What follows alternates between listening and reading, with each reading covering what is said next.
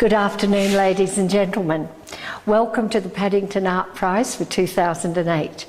It gives me great pleasure to introduce to you this exceptionally talented gentleman, Ruark Lewis, who is the modern equivalent of the definitive Renaissance man.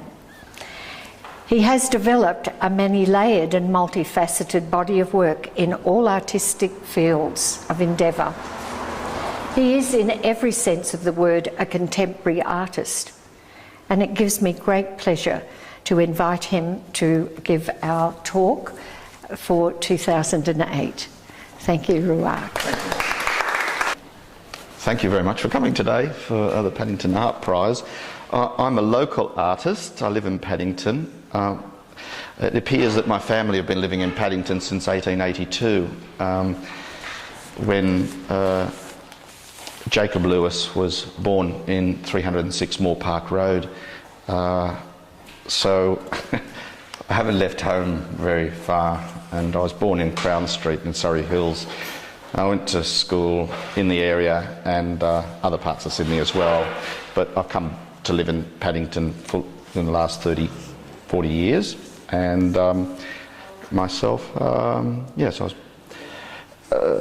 was funny. So I was talking to the poet Anna Kawani this morning, and Anna went to Sydney Girls High School and her brothers went to Sydney Boys High School, and they lived in Burke Street in Surrey Hills. Their parents were doctors, both of them were doctors, so they knew everybody in the neighbourhood and all the ups and downs of people's lives. And so I guess through a few friends that you have for many, many years, we've got we sort of record certain things about the city of Sydney and Australia as well. But I'm going to read some of Anna's poetry later. What I've decided to do today, because there's so many different voices in this exhibition that comes together to be, a landscape exhibition, disparate voices in a sense, but not dissident voices. They're all sort of progressing and going in a positive way, and it's a really beautiful exhibition to be amongst. But I thought, the poetic thread, some of the issues that Australian poets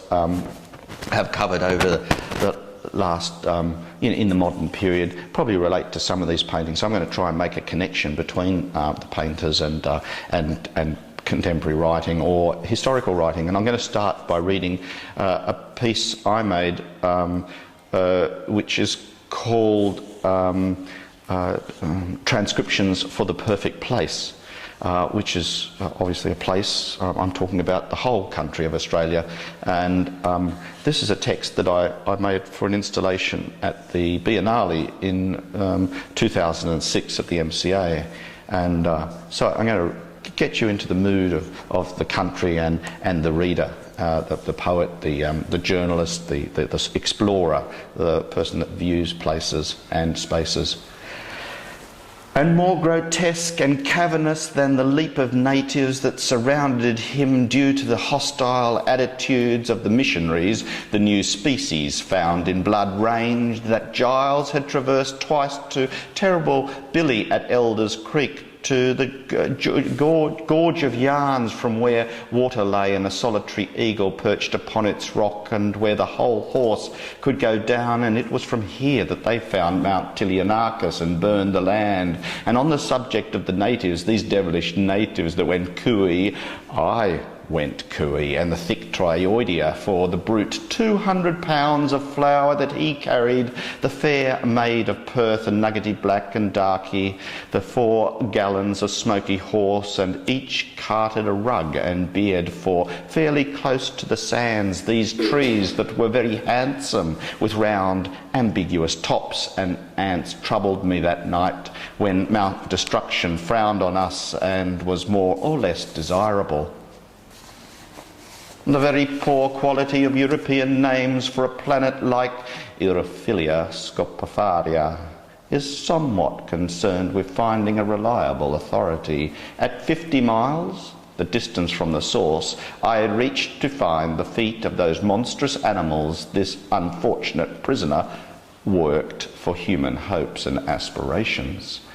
In the furthest water I have drowned, having never met such unknown features on this planet. I vainly hope to plough the water of an inland sea, but my narrative is a tale of suffering, now imprisoned in a water trap of maps, that I could dream to halt the sunset where no parallel exists on earth.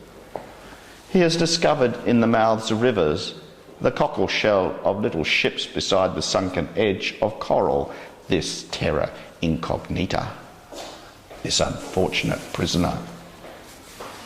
All the apparatus necessary, thermometer, barometer, compass, field glasses, quart pot, water bag and matches. I was going to the east to get to the west at last. After this I sit in the shade of the trees reflecting on the precariousness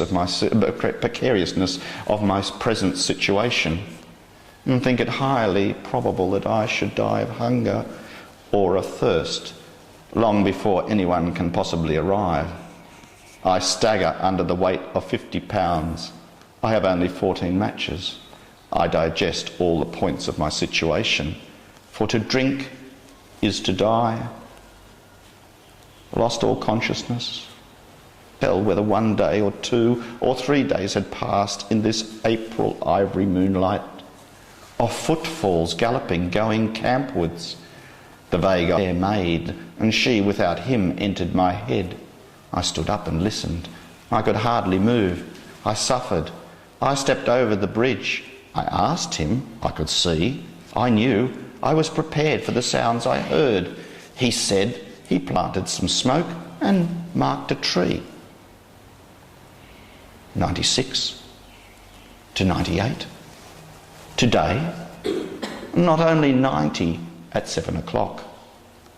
And this afternoon was cloudy, and the sprinkling of the rain before the daylight made this restless native quite difficult to trace. The surface of that sandy waste by making things wet and clammy, and we had trouble following both Gibson's track. He lost himself, and now is dead, and sheds a gloom upon the spirit.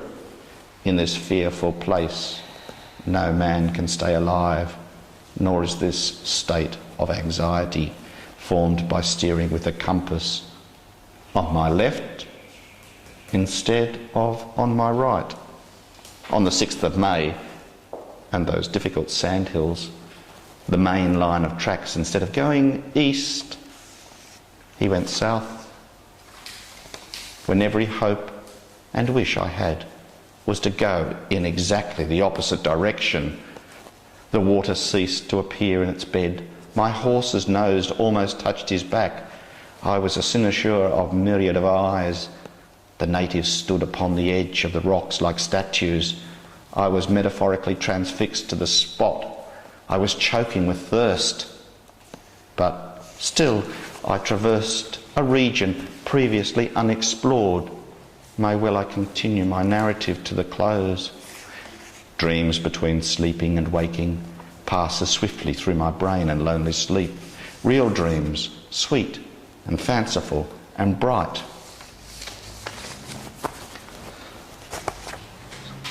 So perhaps the painters in this room and upstairs prepare their mental spaces before they start to create these amazing images, each of them so different to each other. Perhaps they begin with a type of record that an explorer might have written down in his journals.